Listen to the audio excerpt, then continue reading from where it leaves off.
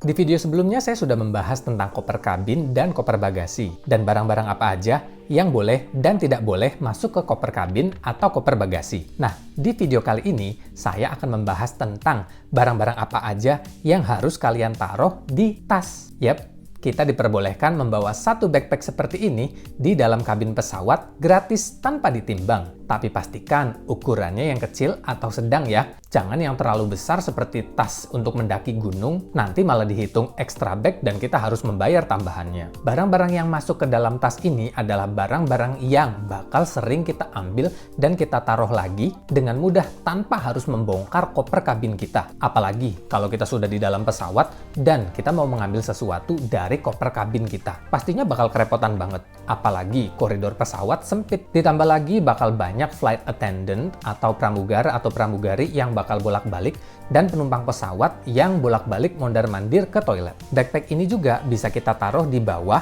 tepatnya di bawah kolong kursi depan, bukan di bawah kolong kursi kita. Karena di situ adalah tempat life jacket untuk keadaan darurat jika diperlukan. Jadi jangan sampai tas itu menghalangi kita untuk mengambil life jacket jika dalam keadaan tertentu. Nah, sebelum kita ke topik pembahasan, ayo dong bantu channel ini agar algoritma YouTube mengenali channel saya dengan cara like video ini dan share juga ke teman-teman kalian. Siapa tahu mereka membutuhkan informasi tentang penerbangan internasional. Dan jangan lupa juga untuk subscribe channel ini agar saya semakin semangat membuat video-video berikutnya. Yang pertama dan paling utama adalah taruh dokumen-dokumen penting di dalam tas seperti paspor, tiket pesawat, selebaran booking hotel, dan dokumen-dokumen pendukung lainnya sesuai dengan tujuan kalian berkunjung ke negara tersebut. Kita jadikan satu agar lebih mudah dan tidak acak-acakan saat dokumen-dokumen tersebut diminta oleh petugas imigrasi untuk dicek. Dan setelah selesai, kita jadikan satu lagi.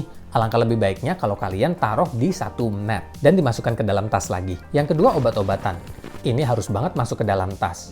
Banyak yang masih bertanya di kolom komentar di beberapa video saya menanyakan di mana harus menaruh obat, apa harus taruh di koper bagasi, koper kabin, atau di dalam tas. Saya tegaskan di sini, wajib di dalam tas. Terutama bagi kalian yang minum obatnya rutin seperti obat hipertensi, diabetes, dan obat-obatan lainnya. Dan wajib juga sertakan resep obat-obatan tersebut dari dokter. Mau obat ini ditaruh di bagasi, di koper kabin, atau di dalam tas, harus ada resep dokternya. Kecuali obat-obatan warung seperti Paramex, Panadol, Milanta, Diapet, dan obat-obatan lainnya yang bisa kita dapat dengan gampang di warung terdekat. Saya pribadi selalu bawa Panadol untuk jaga-jaga kalau saya sakit kepala. Saya juga bawa Milanta karena saya punya mah. Dan saya bawa Diapet untuk jaga-jaga kalau saya keracunan makanan terus diare. Jadi pastikan kalian juga harus tahu obat-obatan apa yang bakal kalian butuhkan saat di negara tujuan. Kenapa sih obat-obatan harus di dalam tas? Ya, karena kalau sakit kita kambuh atau kita lagi mabuk perjalanan, kita dengan mudah langsung mengambil obat itu dari tas kita. Contoh kejadiannya kayak gini. Kalau kalian taruh obat-obatan tersebut di dalam koper yang masuk ke bagasi pesawat, sedangkan kalian harus minum obat sesuai resep dokter yaitu 3 kali sehari, yang ada selama 1 atau 2 hari, kita nggak bakal bisa minum obat-obatan tersebut. Karena obatnya berada di dalam koper bagasi pesawat yang terpisah dari kita. Yang pasti bakal ada efeknya untuk pengguna obat tersebut. Yang ketiga, taruh amenity kit di dalam tas. Amenity kit ini isinya bisa seperti sabun cuci muka, pasta gigi, lip balm kalau diperlukan, moisturizer, dan tetes mata dalam satu wadah kecil. Untuk penerbangan internasional terutama yang long hour flight dengan waktu lebih dari 5 jam, pasti mulut jadi kering, muka kita kusam, dan mata memerah karena AC di dalam pesawat sangat dingin. Jadi, kalau kita butuh salah satu dari amenity kit yang saya sebutkan tadi, bakal gampang ngambilnya, nggak perlu bongkar-bongkar koper lagi. Jangan lupa untuk bawa sanitizing wipes juga ya, karena ini penting banget kalau kita mau duduk di toilet. Jadi, kita bisa lap dulu dudukannya, bekas-bekas dari dudukan penumpang lain.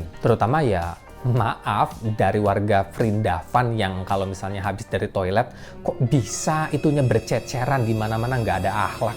Aduh, pokoknya lap dulu deh sebelum kalian duduk di toiletnya. Keempat, laptop, tablet, handphone, kamera, dan barang-barang elektronik lainnya sebaiknya ditaruh di dalam tas. Saat security check, biasanya laptop, tablet, atau kamera itu harus dikeluarkan dari tas dan harus kita taruh di bin atau kotak box plastik untuk melewati pemeriksaan X-ray. Ya, boleh aja kita taruh barang-barang tersebut di dalam koper kabin. Cuma nantinya bakal lebih merepotkan ya, karena koper kita harus dibongkar terutama untuk yang hard case. Sedangkan yang antri di belakang kita itu banyak banget dan pastinya mereka bakal kesel dan ngasih-ngasih sinyal gitu kayak ngetuk-ngetuk kaki atau bergumam. Padahal sih mungkin dalam hati, "Woi, cepetan woi! Woi, cepetan woi!" Kita sendiri pasti juga kesel kan kalau kita lagi buru-buru ngejar pesawat biar nggak ketinggalan, malah ada penumpang yang bongkar koper. Jadi, jangan sampai kita jadi orang yang ngeblok antrian security check gara-gara naruh laptop atau tablet di dalam koper kabin ya. Kalau kita naruhnya di dalam tas kan gampang, tinggal buka tasnya, taruh laptop atau tabletnya di bin atau di box plastik itu, lalu setelah melewati screening X-ray, kita bisa taruh lagi di dalam tas. Kelima, bawa botol minuman kosong dan kalian taruh di dalam tas. Di dalam pesawat untuk penerbangan ke luar negeri, memang kita nggak boleh bawa cairan melebihi 100 ml ke kabin pesawat. Tapi kita kan bakal lama nunggu berjam-jam di dalam bandara. Apalagi kalau ada transitnya. Daripada kalian beli air mineral di bandara yang mahal banget, mending bawa botol plastik kosong yang bisa kita isi air minum di bandara. Karena di setiap bandara internasional ada water fountain atau pancuran air minum gratis yang bisa kita isikan ke dalam botol yang kita bawa. Dan sebelum masuk ke pesawat, kita kosongkan lagi dan botolnya kita taruh di dalam tas. Keenam,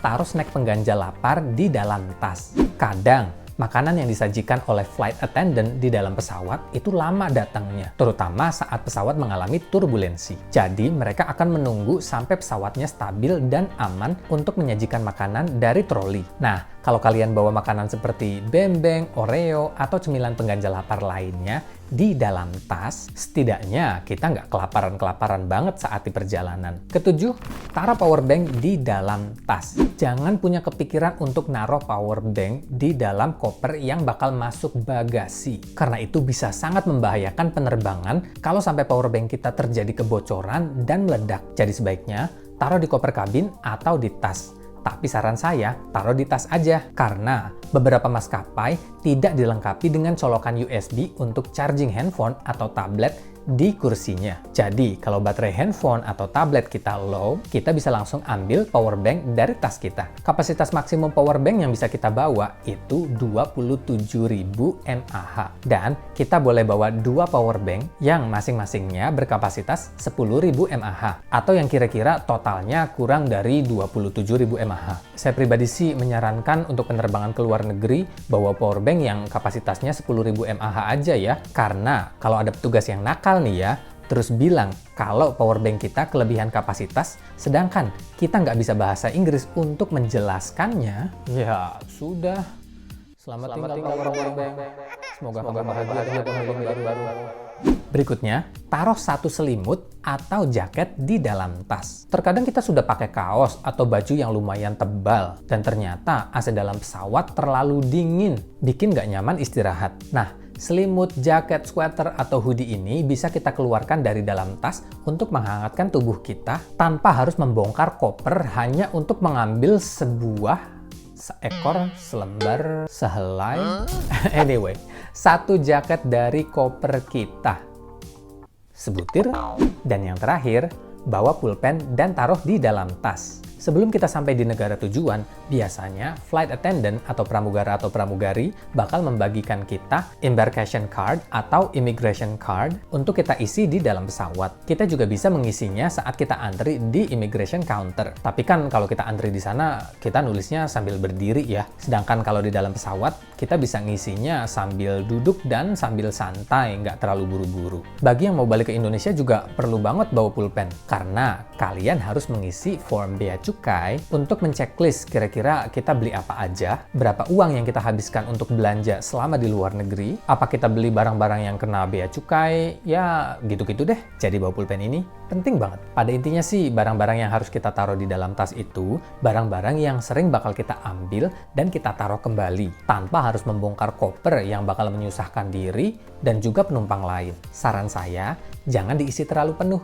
sisakan space kosong untuk jaga-jaga kalau koper kabin yang kita bawa itu melebihi berat 7 kg. Jadi, daripada koper kabin yang kita bawa itu akhirnya malah masuk ke bagasi, lebih baik kita pindahkan beberapa barang dari koper dan kita masukkan ke dalam tas untuk mengurangi berat timbangan agar koper kita masih bisa masuk ke dalam kabin pesawat. Dan juga nih ya, kalau tas kita itu terlalu penuh dan terlihat berat, yang ada tas kita malah disuruh masuk ke timbangan dan ujung-ujungnya kita harus bayar ekstra. Semoga video ini bermanfaat ya. Dan bagi kalian yang mau melakukan perjalanan ke luar negeri, semoga perjalanannya lancar sampai tujuan. Terima kasih sudah menonton video ini dan sampai jumpa di video berikutnya.